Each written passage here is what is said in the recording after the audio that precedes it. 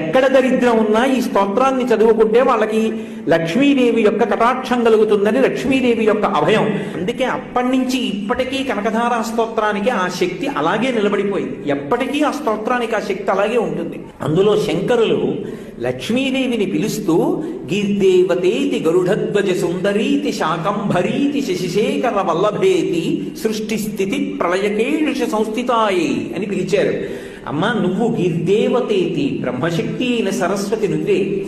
గరుడధ్వజ సుందరీతి, గరుత్మంత వాహనం మీద వెళ్ళేటటువంటి శ్రీ మహావిష్ణువు యొక్క శక్తివి నువ్వే.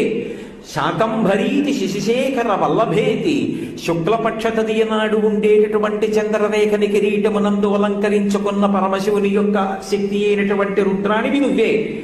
ఇప్పుడు సృష్టి శక్తి, స్థితి శక్తి, లయశక్తి మూడు చెప్పారుగా. మళ్ళీ ఇప్పుడు శాకంభరీతి అన్న మాట శంకరాచార్యుల వారు వాడటం